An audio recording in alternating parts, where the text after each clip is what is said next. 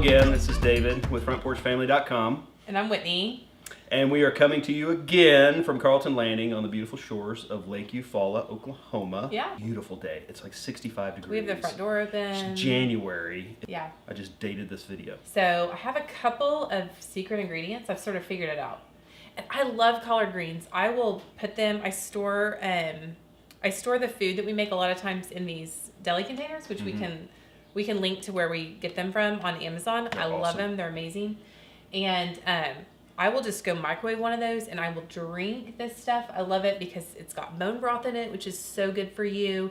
All the broth and the greens, like all the nutrients cook out of the greens and into the broth. So I'll drink that and then eat the greens. So, I mean, I think collard greens are one of those things that like some people are like, ugh, collard greens.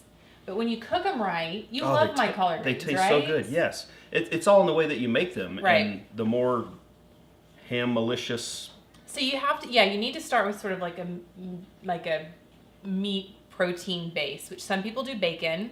I feel like it doesn't matter if you do bacon or ham, as long as you're using broth, which we did a video which is our homemade broth from the last time. How we like to do broth. So we use homemade broth, part of a ham hock over here. Left over from... We put it in the freezer after Thanksgiving. Yeah, so we just pulled it out. And we're going to use that to...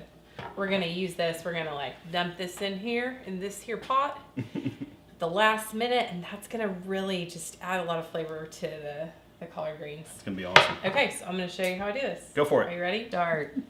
Saute. So I've got some ham in here. I'm just going to take about like one onion out of here. Totally That's what an onion. she said. What? Never mind. We have set our Instant Pot to saute. Oh, this may be the last time we cook and drink at the same time on camera. So, what are you doing there, my dear? I've got some ham, some onions. We're just cooking it down. Waiting on it to sizzle.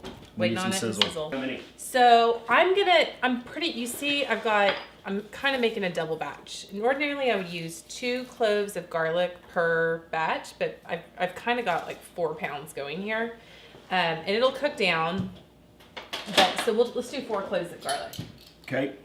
So about 1 onion, a ham hock, 4 cloves of garlic. You could put some butter in here if you wanted to, but I'm trying to keep it lean and just use the natural fats off of the meat. Because again, I like to drink this stuff for breakfast, lunch, and dinner. I'm not kidding. For real. For real. This is 10 years old, and we use it all the time. Every day. I mean, it is the best garlic press that I've ever used. And better than my mom's garlic press. Better than my mother-in-law's garlic press. Love you both. I feel like we got this from Williams Sonoma. We need to get that for everybody for Christmas. I think it did come from Williams Sonoma, but we'll find it and we'll link to it below. You don't have to peel your garlic. Like a lot of times people peel the garlic when they put it in the garlic press. I don't know if you saw this, but like we just have like our garlic cloves. So we just like pop those in the garlic press and go. And then we just sort of clean it out. We have one of your pet peeves.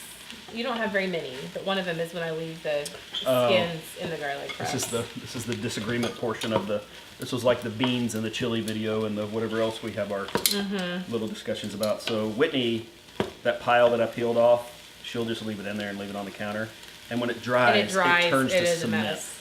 And it's so hard to get off there. So what I do is I just peel it off and throw it away. Then all's right with the world. David is the kitchen cleaner at our house. Yay. Something I'm actually really so grateful for. Are you? Because I am.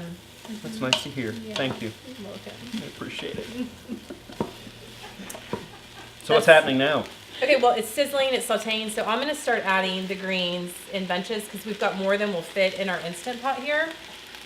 And I washed these this morning and just sliced them. You can see I kind of just took a bunch and sliced them in strings. Also, I put the stems in. Kind of funny, some people cut them out, but when I cook them in the Instant Pot, they get so soft and tender. They're starting to Do wilt. you see how that's starting to wilt? Yeah. So we can just keep adding that in there. A little bit at a time. I'm going to add to this probably about a teaspoon of red pepper flakes. A little heat. A little heat, yeah. Or a little spicy. And then here's our little sweet. We're going to use some molasses. This is the secret ingredient, folks. Look at that molasses, y'all. Let it go. Let it go. Whitney said, We were listening to the Greatest Showman soundtrack this morning, Showman, Showman. and she goes, I wish I could dance. I do said, wish I could dance. You can dance. can't Just start dance. dancing. I cannot dance, world. It's all. Somebody else wishes they could dance too. Oh, I can dance. Hear that confidence? Mm-hmm. Okay, so now I'm adding a 1/4 cup of white wine vinegar. So sometimes at the grocery store, you can get this bag. They didn't have it this time, but you can get this bag of like, it says spinach, collard, turnip, mustard greens, pepper, Need some more greens. and some salt. Let's do 2 teaspoons of salt. Okay. Because you can always add more salt later. You can't take it away. So we've got our homemade chicken broth here. So here's the thing. If your greens end up a little, say you cook them in your Instant Pot and they're like too spicy, add more vinegar. So if they're too sweet, you can add a little bit more vinegar. If they're too vinegary, just add a little bit more molasses, or you could put a tablespoon of brown sugar in there.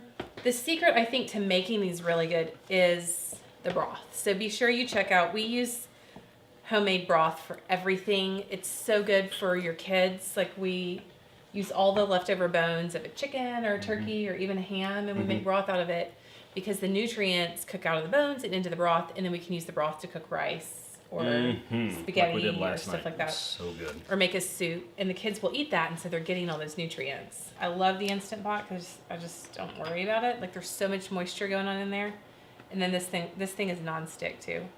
Which is wonderful, Yeah. says the dishwasher. Oh wait, I gotta put this thing in. The whole Ham. thing. This is crazy. We're good. It's gonna be the best. 30 minutes. We'll check these in 30 minutes, and if they're not quite as soft as we like, oh, here's another thing I can tell you. The guy at the restaurant in Charleston that I was telling you about, he said you have to cook them for like 12 hours in a crock pot. And we're doing it in 30 minutes. And this thing, 30 minutes. And these greens are like butter in your mouth. Like, Because we said it 100 times, we will tell you where to get one of these. And actually where we Yeah, got we're this. gonna link we'll it. we'll link to it so you can Okay. see which one we're using. So we'll check them in 30 minutes. Yes. And wrap it up then. Oh, that smells so good. You It get does that? smell good. Yeah. It's like the ham and the molasses, and then the vinegar sort of tones down that sweetness of the molasses. You're never supposed to try to attempt to open an Instant Pot. This one won't let you. Yeah. You'll hear it go click. I just heard it. Did you hear it? Oh. Did you hear it? Yeah. I didn't know Told you. that's what It you meant. clicked. But it's hot, honey. It's perfect. There's a little bit of spice, a whole lot of savory with that broth and the ham. Hot. Yeah, I'll hold it. I got Okay. it. Let me Yeah, get a piece it's of hot. that ham. I mean, I'll add a little bit of salt, and you can add some vinegar to this to your a little bit of white wine vinegar, a little bit of pepper vinegar to taste. I might add a little bit to mine. I like mine a little bit saltier tasting. So good. 30 minutes. That's all it needed. All it needed is so soft, so tender, right? Dude, that ham tastes so good.